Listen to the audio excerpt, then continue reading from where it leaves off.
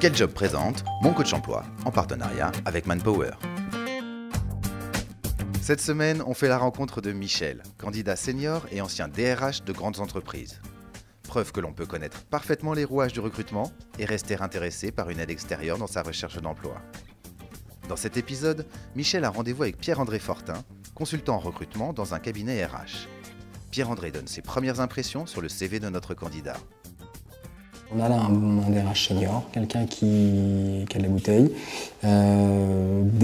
un très très beau parcours, Thomson Radar contre-mesure, Groupe Lafarge, Sanef, c'est des très belles références. En revanche, on a un CV dans lequel on n'apprend rien. Donc c'est peut-être sa stratégie aujourd'hui, c'est de se dire je recherche le contact à tout prix. Pour autant, voilà, ça ne permet pas en tout cas de se faire une idée sur le papier. Moi, j'ai pas les informations que je recherche. Je dirais que, in fine, même si je suis assez frustré sur le document, je présume que je vais avoir un échange intéressant. Alors que les CV des candidats expérimentés s'étalent habituellement sur 2 pages, Michel a choisi de présenter un CV très court. Intrigué, Pierre-André va essayer d'en savoir plus sur le parcours de Michel et sur sa stratégie de recherche d'emploi.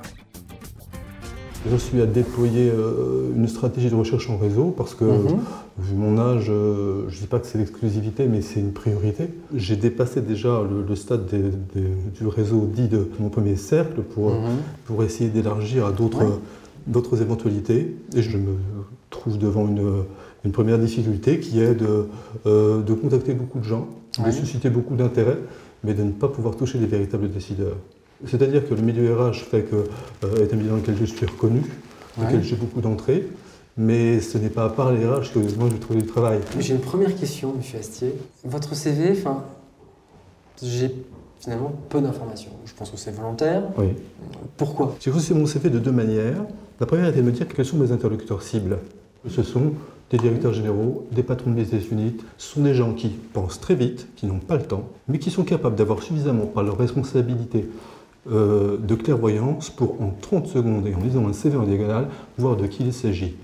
J'ai donc constitué un CV, c'est vrai, avec un objectif qui est d'être lu par ce type de décideur. Parce que si ces gens-là ne lisent pas ce CV en 30 secondes, ils ne le lisent pas du tout. Je suis d'accord avec vous, un CV, dès qu'il y en a trop, on ne lit pas. Ce qui est dommage, c'est que finalement, j'ai le nom de la boîte, le périmètre finalement, l'activité, etc.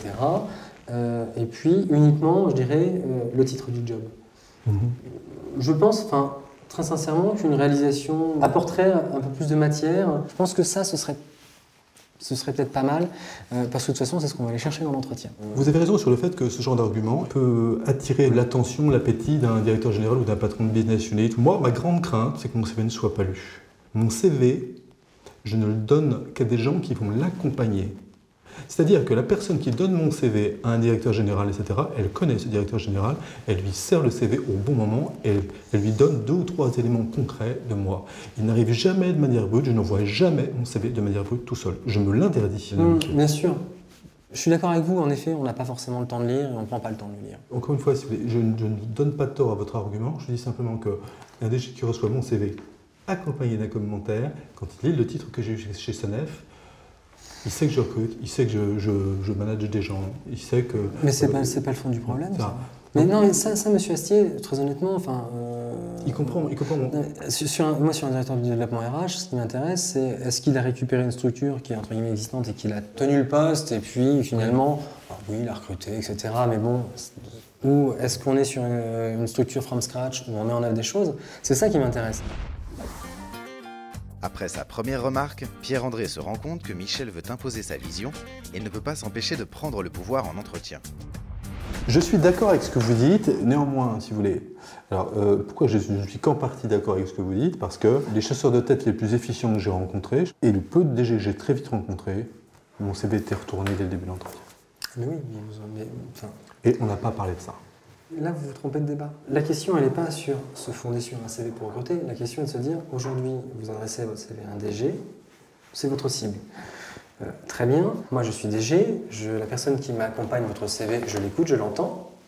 Maintenant, je vous l'ai dit, j'ai un conseil d'administrateur à 16h, il est 16h25. Je dis, ok, très bien, mais je pense déjà à mon conseil d'administration. Plus tard, je reviens, je me dis, bon, alors c'est le machin qui me l'a donné. Bon, ok. Mais vous vous rendez compte que La situation, elle est... Non, je me suis pas fait comprendre. Mais mon CV est nécessairement accompagné de 2-3 indications sur ce que je suis. J'entends bien, sauf que moi j'ai un conseil d'administration à 16h, qu'il est 16h-5, et que donc je l'aurais oublié. C'est juste ça. C'est juste qu'à un moment, on est aussi humain.